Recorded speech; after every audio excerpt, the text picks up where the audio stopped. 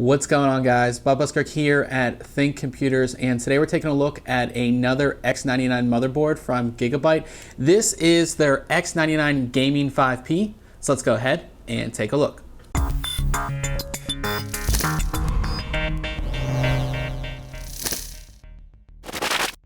The X99-Gaming 5P comes in Gigabyte's typical retail packaging for their motherboards. On the front, it lets us know that it is the X99-Gaming 5P. And then if we move around to the back here, it's going to go into detail, give you a full rundown of the motherboard, as well as all the connections and some of the main features. But I know you guys just want me to open this up, so let's go ahead and do that.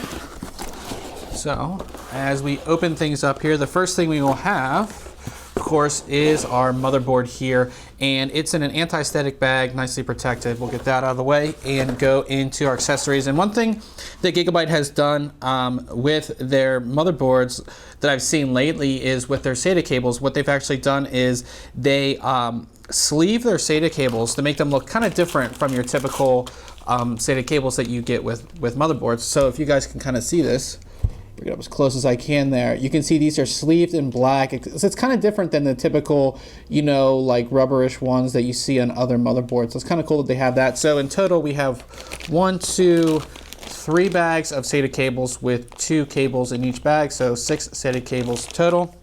We have a bunch of Sli bridges, and they're actually pretty cool. They're the full PCB versions. So this is a, you know, hard PCB here, and this is a 3-way Sli right here, and this is the long version, so you have 2 close and then 1 farther apart.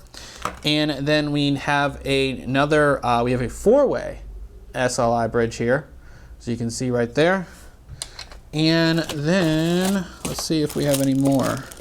We also have another 3-way Sli bridge here, and this one, of course, as you can see, it's smaller, so you have the closer connections.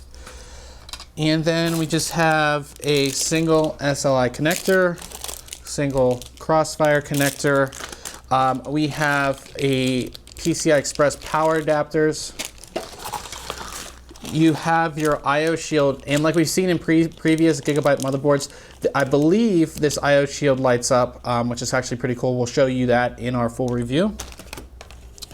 We have our utilities and drivers CD, and inside there's actually 2 case badges. You have a G1 gaming case badge and a Gigabyte case badge. You can throw those on your case or keyboard or something like that. As far as the drivers and utilities go, always go to the manufacturer's website. So go to Gigabyte's website, download the latest drivers because they're going to be newer than what's on the CD.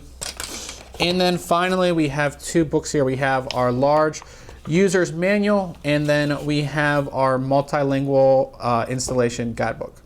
Taking a first look at the motherboard, being a G1 gaming board, Gigabyte for this generation has kind of gone with an all matte black PCB, and actually all the markings on the board that are typically white with pretty much every other motherboard, they've kind of made them gray. It kind of adds to the kind of matte black finish. I really like it.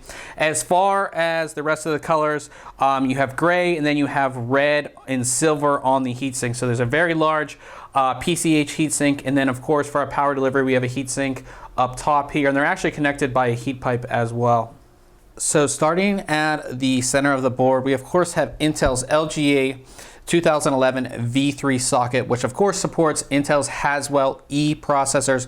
Now, Gigabyte's kind of done something interesting with their CPU fan connectors. So your main CPU fan connector encoded in white is right here, and then the optional CPU fan connector is actually way up here. So it's kind of weird that they're not actually closer together.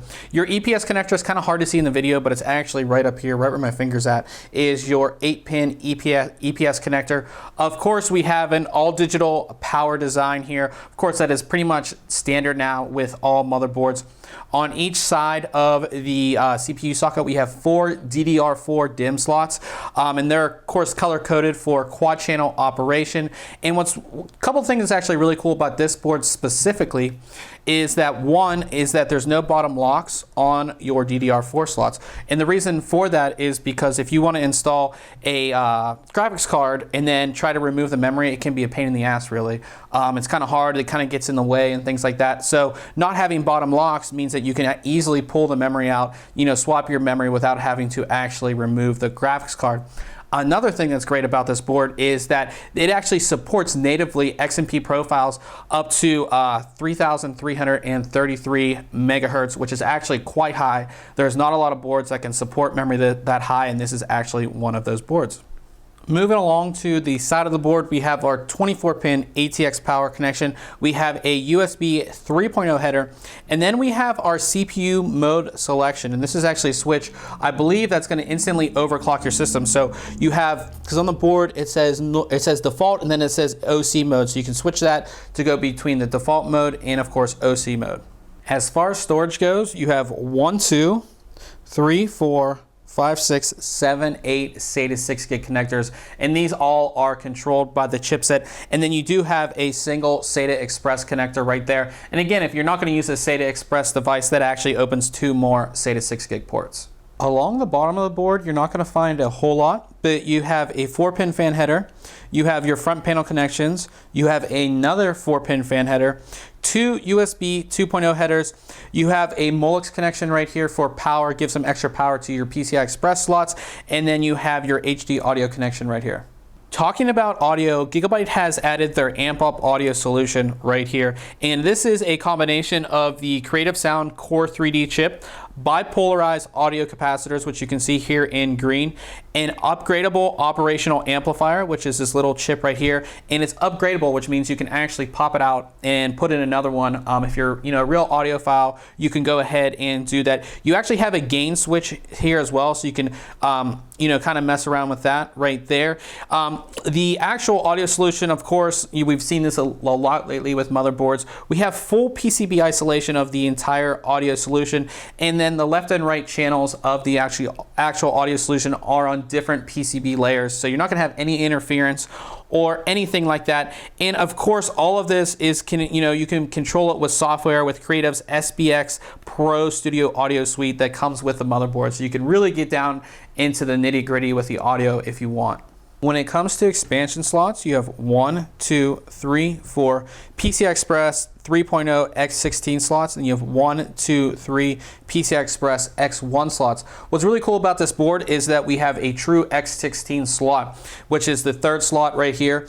And there's no switching between this and the actual processor itself. So it gets the full PCI Express bandwidth. So if you have, of course, one card installed, it is going to run at X16 speeds. And then if you can actually do one in the top and one in the third, and those both will run at X16 speed. And if you want to fully populate, say we have 4 cards here, this slot again will run at X16 speeds, and then the rest of the slots will run at X8 speed. There's also a 4-pin fan header right here towards the top. Hidden between the PCI Express slots are actually 2 M.2 slots. Now the lower one or smaller one right down here is for an optional Wi-Fi plus Bluetooth card, and the taller one right here is for your typical M.2 solid state drives. Moving on to the rear I/O, we have keyboard and mouse PS2 ports. We have 4 USB 2.0 ports, and as you can see, they're actually color-coded in yellow, and that means they are Gigabyte's USB DAC up ports, and that's for your digital analog converter to plug into. These ports are clean, they have low noise, that's kind of just like what they're made for. We have 6 USB 3.0 ports. We have a Gigabit Ethernet port, and that is controlled by Killer's E2200 networking chip.